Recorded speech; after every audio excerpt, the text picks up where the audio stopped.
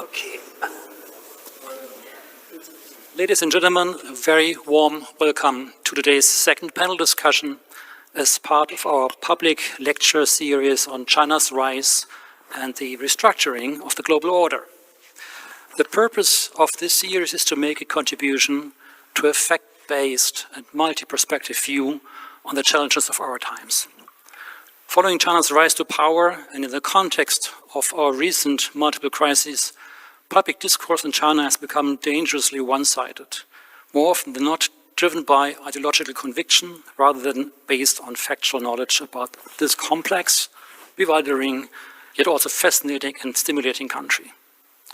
To counter this dangerously distorted perception of China in our public discourse, we set out to organize a series of panel discussions, the first of which last July addressed the consequences of China's rise for the international order.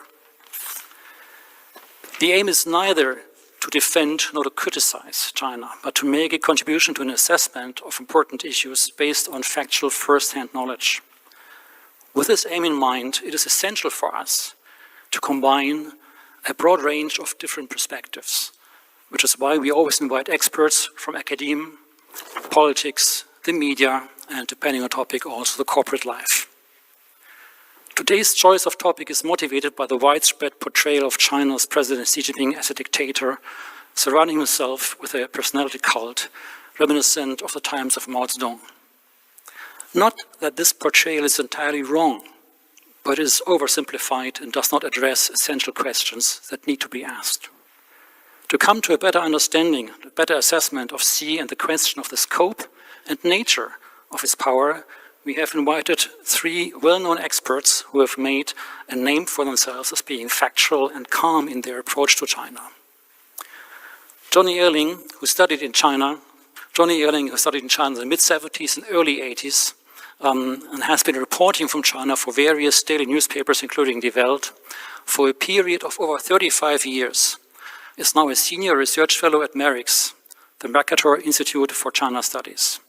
Today, he will share with us his experience as a journalist in China and his perspective as a senior member of the media community.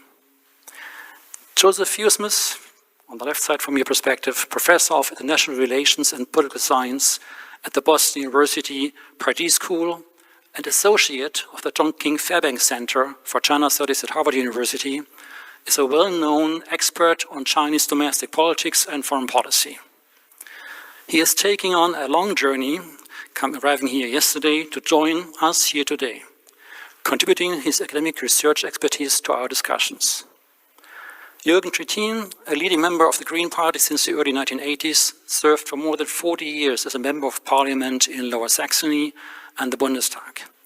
He served as the Federal Minister of Environment, Nature Conservation and Nuclear Safety until 2005, and has been a central figure in the Green Party for foreign policy, with long-term intensive contacts in China. Today he joins us as moderator of the panel discussion. Now, without any further delay, the floor is yours, please.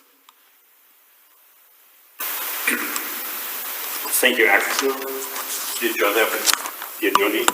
Because we have something in common. We could absolve this discussion also in Chinese as a consideration to me. We do it in English. Xi Jinping and the question of power is the subject today, and we hope that at the end we know who really rules China. Axel was so kind to introduce you both, so we can jump directly into discussion. We'll start with, I'm serious on that, 5 minutes inputs that should answer my first question. This first question is a simple and complicated one. What is the political system in China today? I ask this because there have been significant changes in the last 20 years. I can describe it from my own experiences. At the beginning of the century, as a German Minister for Environment, I started the cooperation with China in the fields of climate policy and energy, especially renewable energies. China became a powerful gem, by the way, with interesting results. At that time,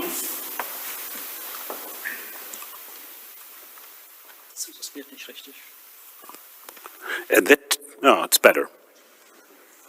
At that time, the Communist Party of China was skeptic and hostile to renewable energies. We did the second Global Renewable Energy Conference in Beijing, including the active participation of NGOs like Greenpeace. Today, Greenpeace on Tiananmen is unthinkable.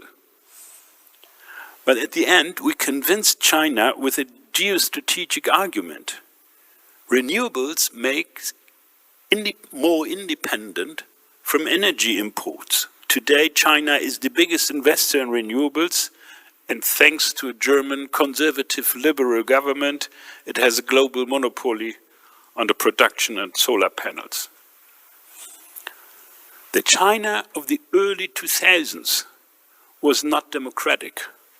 It was an authoritarian but fragmented political system. China today is still authoritarian, but the power is less fragmented. Some analysts use the word of a totalitarian system. Today, Europe and Germany see China in their strategies as partner, competitor, and systemic rival. Partner is obvious. Competitor, fair, unfair. We discussed a lot of that. But what is the core? This is my question. What is the core of the system of this rival? First, you have the floor, Joseph. Yes? Yeah, okay. Good. Well, as you know, you asked a very complicated question. And so I thought I would try to take a long-range look at it, and I'll try within 5 minutes to get back to your question. Two dates that I'm sure you all know. May 4th, June 4th. This is how one of my good friends, Rod McFarquhar, started a speech at the party school in Beijing, making lots of his friends scurry upstairs to say, we didn't know he was going to do that. But I'm not going to follow with what Rod McFarquhar said, but I think the two dates are really interesting because they give you a range of Chinese behavior.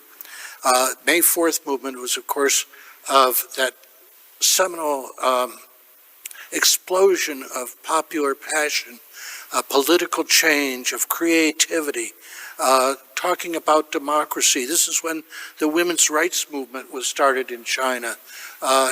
Just wonderful. And of course, everybody at the time thought, this is wonderful. China will soon be like the United States, or perhaps Europe. Americans always look at it from a very ethnocentric perspective. And then, of course, June 4th, you all know, 36 years ago, all those hopes were really, the state is back and back in force, and all the hopes about innovation, democratization, whatever you want to call it, are crushed. The reason that I bring this up, a couple reasons.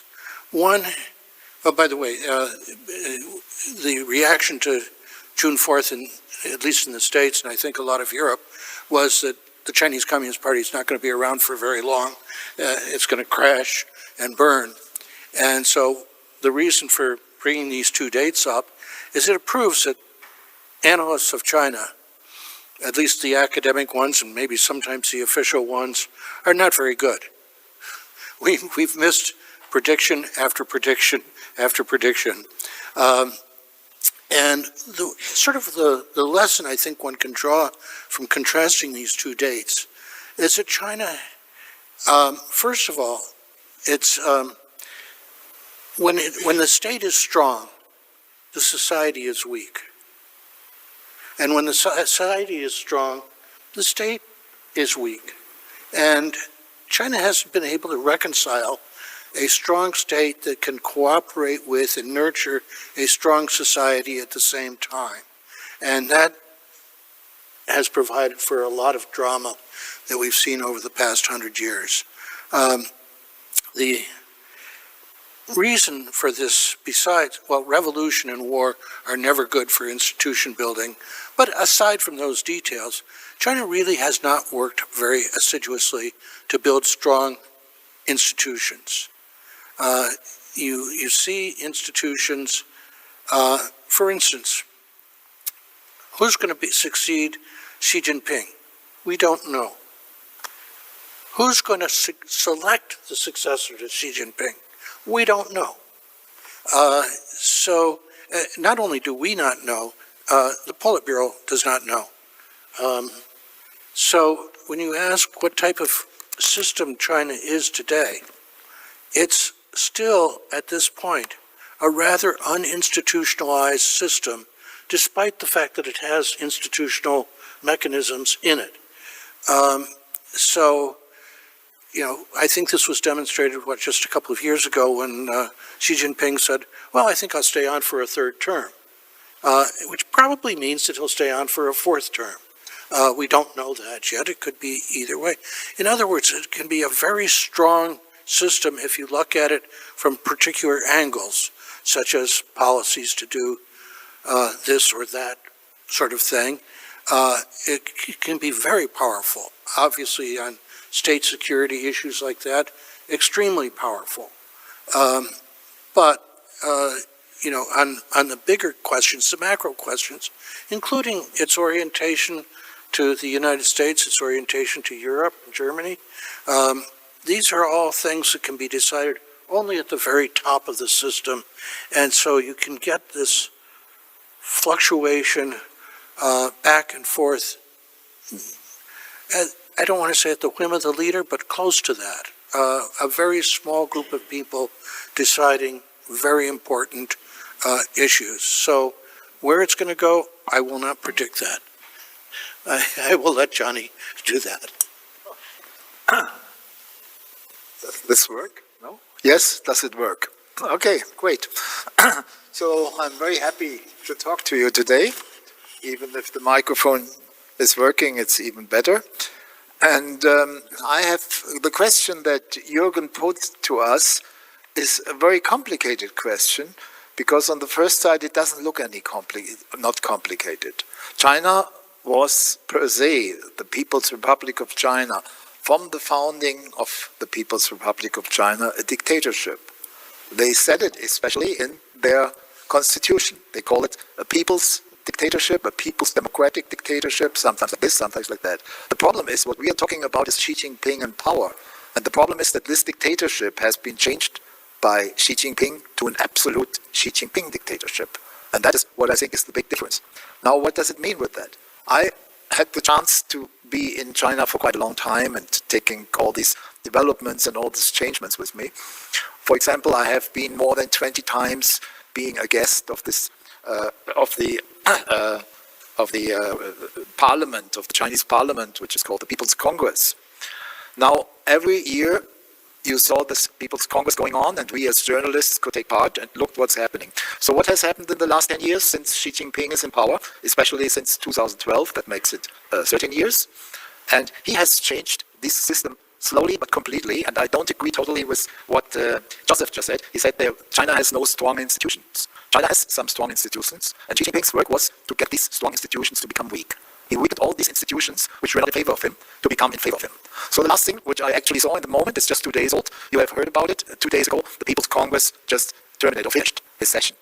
And in the session, there was another, and I would say one of the last big changements that Xi Jinping has managed to put into effect. The delegates, the 2,900 delegates, which are elected in a certain way, have a new constitution. They have changed their statutes. And how did they change them? The new amendment is just 1 or 2 sentences. It just says that Xi Jinping is the heart of everything, is the core of leadership. Secondly, Xi Jinping's ideology is our ideology. So these are the delegates which are called the most important, theoretically, the most important power in the state. No, the most important power in the state, theoretically, is just called Mr. Xi. And he has done that since 2012, very needlessly. Every year, every second year, he changed things. He changed 2 times the constitution, he changed 2 times the party statutes. So if the institutions are not strong, why did he change them? He changed them for him, for his own possibility to govern.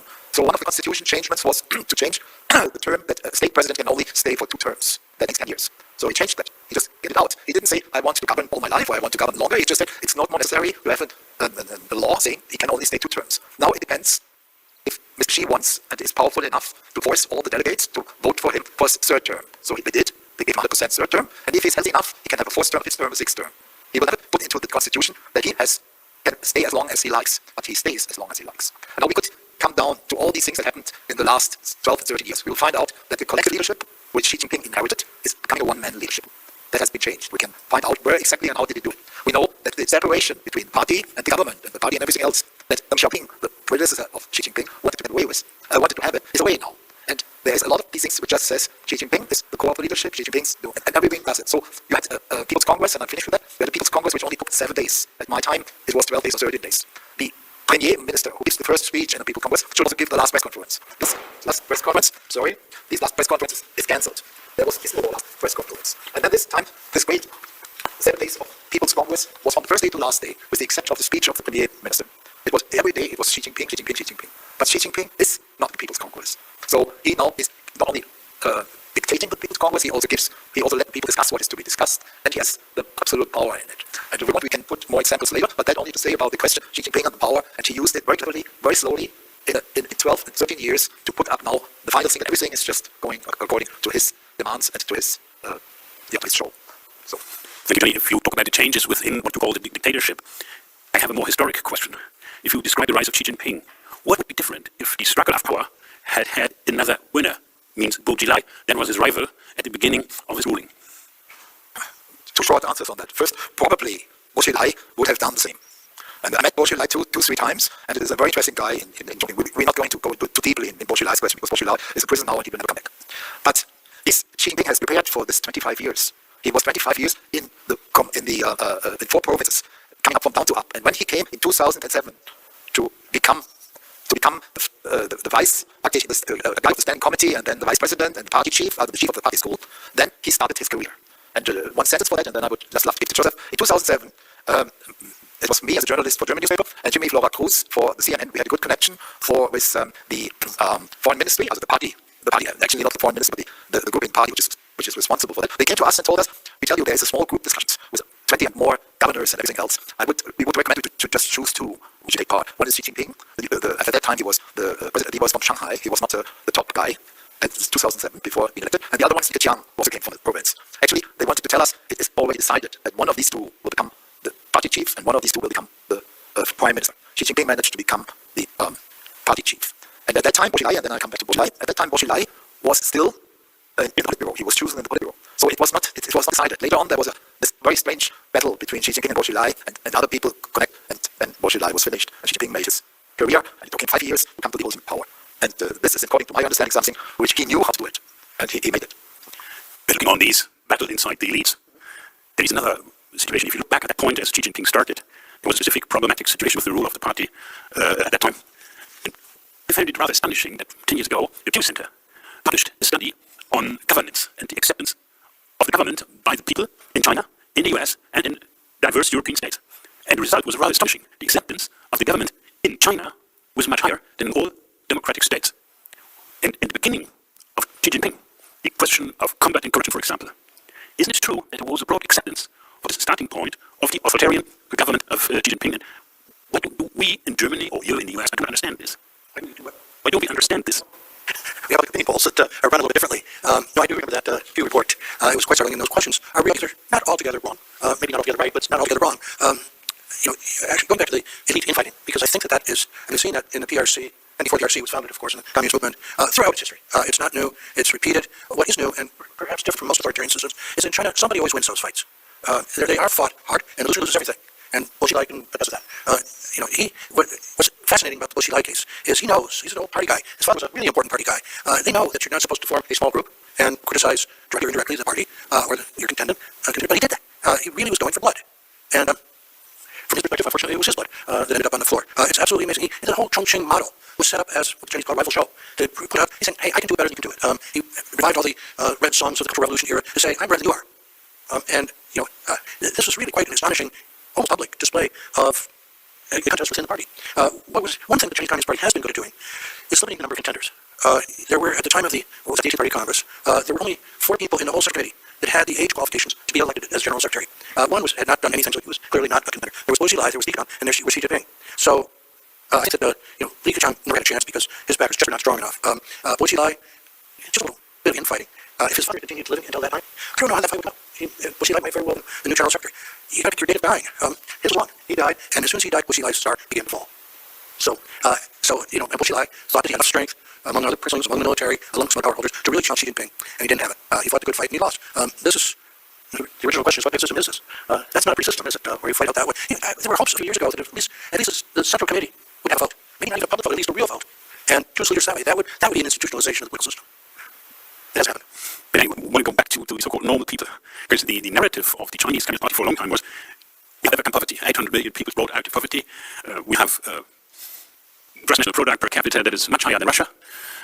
And then, within the period of the rule of Xi Jinping, China was confronted with lower growth rates, with some severe economic crises. I went from Qingdao to Beijing by train. I saw whole cities empty, new buildings totally empty, paid by Chinese people, and then they became victims of the real estate crisis. We know that the banks are heavily indebted in China. People made the experience of from one day to the other, from zero COVID to 100% COVID, where people died in the streets because the hospitals were overcrowded. Some Chinese told me, like in India, why is there so not more opposition to that? Because the central narrative is under pressure. Well, I always said the same thing. We should go in much more details with China to understand what's going on there. But it's really difficult, as Jürgen and you all said it. Just take that's what you just said. So Xi Jinping took over the state, and then the growth rates went down and so on and so on, and he made a lot of mistakes economically, but still, things work out. Now we have a very complicated situation. We can later on speak up the situation now. But before Xi Jinping, we had Zhu Rongqi, a very famous, people have forgotten about him, a very famous prime minister. He was in 1998 in a very desolate situation. Why? Because we had an Asian bird crisis. We had an economic crisis, which also was there for getting China in real trouble. What did Zhu Rongqi, which of course is very difficult for you because it's a new name and so on, did special? Well, he dared to do reforms. And his reform was getting hundreds of thousands of people out of the job. But he dared to do it, and he fought against corruption. That was always, everyone who comes to power in China, the first thing he does, fight against corruption. But anyway, Zhu Rongqi made a lot of good things in China, and actually he prepared the situation that when Wen Jiabao and Hu Jintao came to power, they put up China in a very big economic development. But they also came into a problem with the economic difficulties. And Hu Jintao, when he came to power in 2007, 2008 then was the next big crisis. But Hu Jintao in the last 5 years before Xi Jinping came to power, in 2007, the last word I still remember, he told in the People's Congress, he said, we have to fight corruption to the end. That's the most important thing that I have to do. But he was not powerful enough. So now comes Xi Jinping. Xi Jinping's father was also a very prominent guy, like Bo Xilai's father. Xi Jinping had much more power than all these people coming from, like Wen Jiabao or the Hu Jintao and all these people. Where did this power come from? First, as I said before, 25 years of preparation, and he knows what to get. He's not that clever, that important, that genius, but he's someone who is really a networker and has a lot of networks. And this thing had helped him. Then the other thing, when Hu Jintao came to power in 2002, he was not the chief of the army.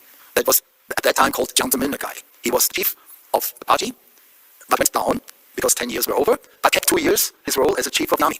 So Hu Jintao had not the army behind him. And the same was with Jiang Zemin when he took over from Deng Xiaoping. Deng Xiaoping didn't give him the army. But when Xi Jinping came to power, the moment he was made the chief of party, the moment he was also made chief of the army. That was the first thing which was different to all the people before him. And how did he become it? That's another story that's maybe too complicated now to put in details. But just to say, he was powerful from the first moment on, and he used power. And he used his power to get this 12 years of slowly demonstrating everything which was called primus inter pares, the first under the people who are similar to someone. He becoming the first and only the first. And how did he do it? In all these things he get over, and all the thing that is important for one emperor, for one very powerful guy. Also, China is so complex that no powerful guy is absolutely powerful. But Xi Jinping is nearly absolutely powerful. The question, what will happen to that? Last listen, if we look to Mr. Xi Jinping's development, then we will see that he, from the first moment on in 2013, he had a program. And if you put on all this important thing in 2013, that he put out Silk Roads, the South China Sea, and you will see that is the policy of China now and today. So we have to look into this and to understand how someone in this system went over. So his fight against corruption is nothing special, but he had the power to do it. And then this fight against corruption was a fight which helped him gain more power. Also, up to now, every day, every 2 weeks, I don't know who reads Chinese papers or is interested in China, every 2 weeks or 3 weeks, one big guy is falling in China because of corruption. People don't feel corruption in this way as we think they feel. It is just a bad chance. And they have I think Xi Jinping, you had around 500 high functionaries, high people who were got into prison because of corruption. How is that possible? In Germany, if you would kill or somebody do with some guys, a lot of people would be scared. But they're not scared. So why are you not scared? And that's a question I cannot answer. Discuss about it. But I will go back before. What is the new narrative? This is some people in China say Mao liberated us, then made us rich, and Xi Jinping is making us powerful. Is that the narrative for getting such a form of acceptance beyond all these economic crises and problems China is facing? Well, I think Xi Jinping or any other leader, Jiang Zemin, Hu Jintao, whatever, have had trouble with the narrative, what is usually called ideology. There's no Mao Zedong thought. There's no Deng Xiaoping thought. We're supposed to pay attention to the words, the thing of Xi Jinping, but nobody can know what the thought of Xi Jinping is. It's other than to rejuvenate China. I think that this is similar to make America great again. In other words, not very depth there. Xi Jinping, of course, as Johnny just said, is fighting corruption. According to my students, he's not been very subtle. I can't prove this, but I can look at some of the cars outside of the school at BU, and most are owned by professors. In any case, going back to corruption, you mentioned Wu Zhao was determined to fight corruption to the end. He couldn't get out the front door. Xi Jinping, President Trump wrote one book that I'm sure you've read, and he and his wife traveled all over the world with Wu Zhao's wife, engaged in the most conspicuous spending of corrupt goods on things. She was known for taking her cut of every diamond in that came into China. So he may have wanted to clean up China, but I think this goes back to Confucianism. You're supposed to clean your household after, and then it's throughout the world. So corruption remains, I think, a serious problem, and I went back to the institutionalization problem. There's something German sociologist Max Weber talked about 100 years ago. He was really thinking about institutions and creating bureaucracies. And I know there are a lot of bureaucracies in China. Some of them work very well, many of them don't. And this question of building bureaucracies and institutions is an important one for comparative study. So many out there. Go ahead. I just add two things. First, I didn't say much about it was mainly Zhu Rongji and then Hu Jintao, who called, because real guy fighting was Zhu Rongji, and Hu Jintao had no possibility, and Wen Jiabao was very weak because he has not the party and the very behind him. So that's a complicated thing. But the other thing, just the last thing is when you said how difficult the situation now is economically and whereas not the situation difficult in Germany or in America or else. But I mean, China is very difficult in economically and with work and everything. So Xi Jinping has to make compromises. You find them always in language. When you said Mao Zedong made China stand up, Xi Jinping made China rich, Xi Jinping made China strong. This is a so-called slogan. And inside that slogan, we also, because Xi Jinping is a communist nationalist, a Chinese nationalist, a lot of people agree to that. So Xi Jinping also wants to make the socialism communism, that he wants to distribute the wealth. So not always said we have to have common prosperity, but not say it anymore. He said last time in this talk, he said in Beijing just last week, we have to become rich and then we win common wealth. Because the reality now is that was right. It's the initiative for these people that some become rich and then you can distribute. At first, we have this impetus, if not, the similarity. Anyway, sorry. Just as you were talking about corruption, so forth. There's a wonderful story that in 1998, China was terrible corruption and importing a lot of oil. They were importing a lot of the oil illegally, that's smuggling. Now, when you say about smuggling oil, the first thing that comes to my mind is put it in your suitcase, it leaks, and it can't carry very many bodies. So who has the ability to transport large amounts of oil to Russia? And this is the time of the Yuan Hua case in Xiamen, where they had the whole customs system just wired.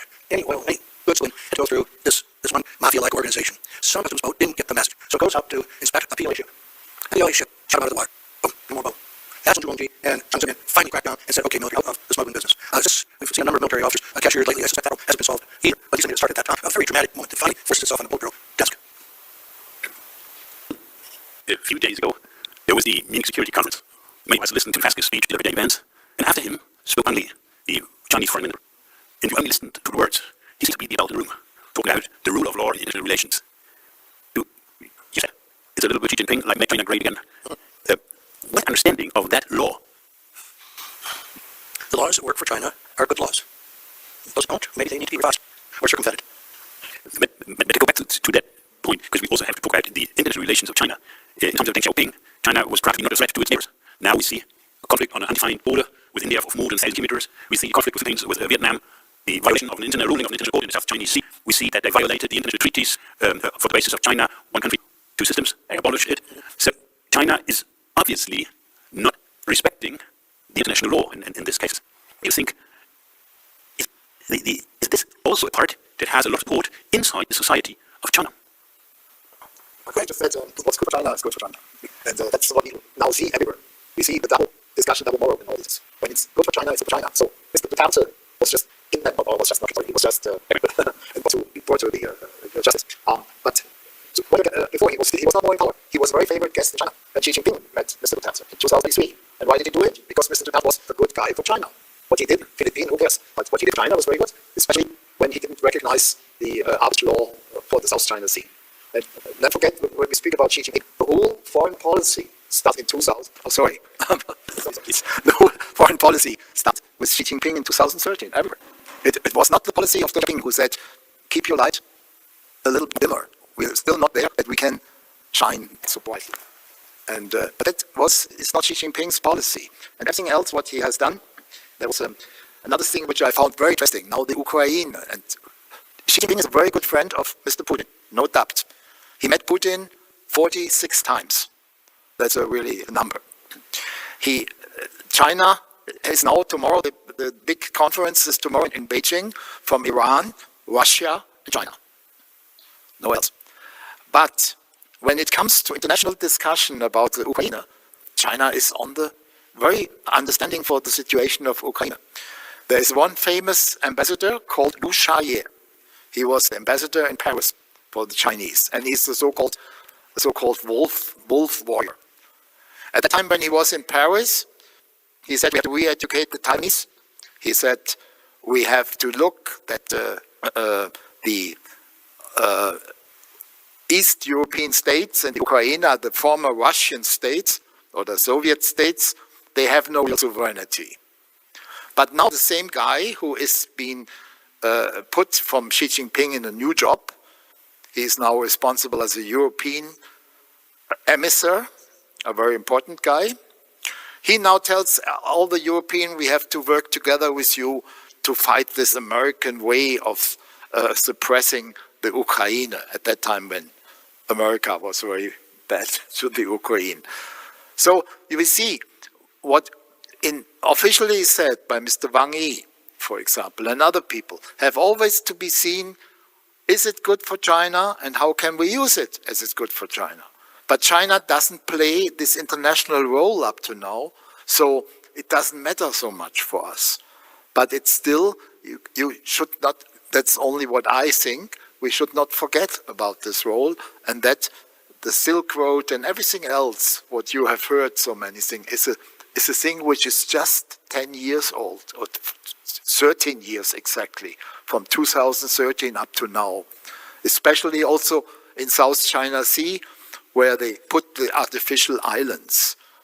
And nobody cared about much. You have heard about it, but that's it. But now they are fully armed, and they are fully military bastions, military positions of China in the South China Sea.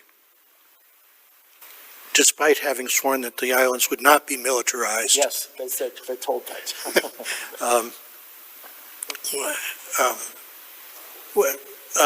Law.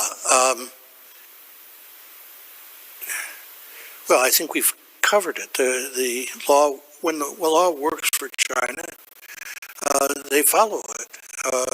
And yes, Wang Yi is a very smooth operator, very much in the tradition of Zhou Enlai and the greats of Chinese foreign policy.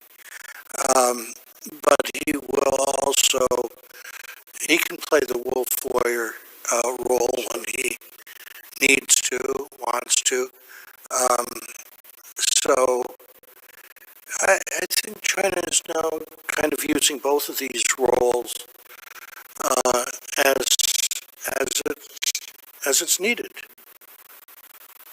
from their point of view. I go back again to the idea how this system get a form of acceptance within the Chinese population.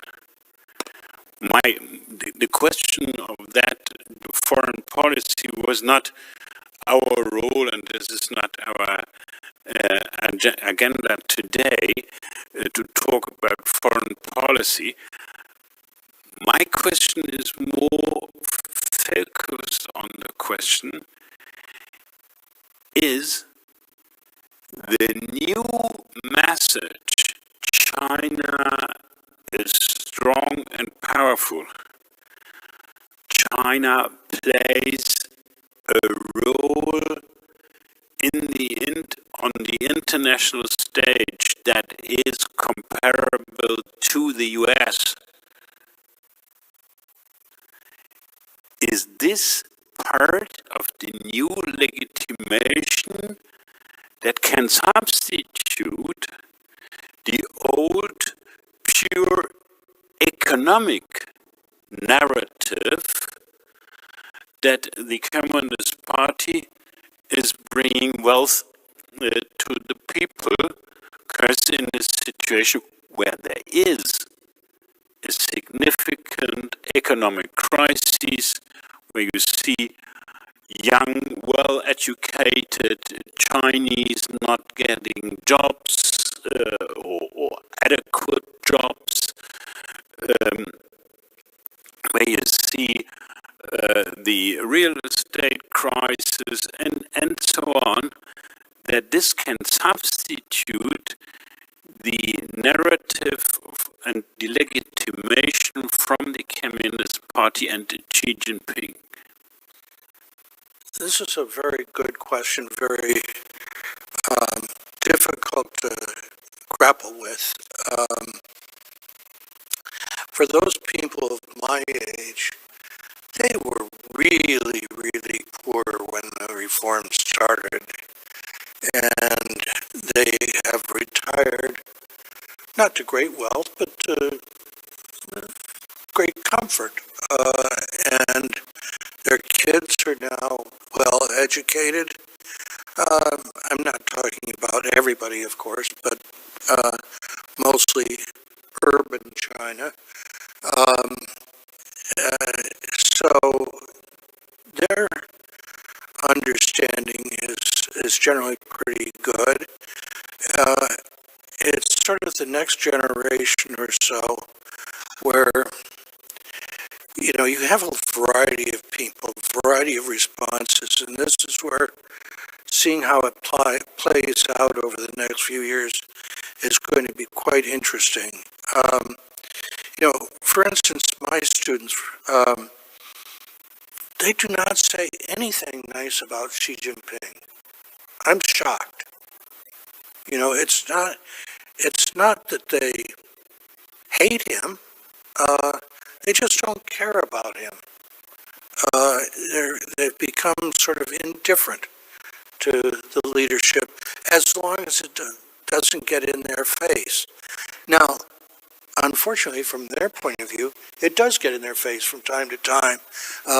As when you cut back, you can't watch YouTube and other things. You can't express yourself on social media the way you can when you're in the States. COVID. Watch the results of COVID. I don't know what they are yet, but I think they're going to be really huge. Xi Jinping basically asked the Chinese population, different places, different times, for 3 years to not leave their apartment, not at least when without permission. And then, sort of one weekend, he said, do whatever you want, I'm done with this. And with some exaggeration, all of their grandmothers died the next week. It was just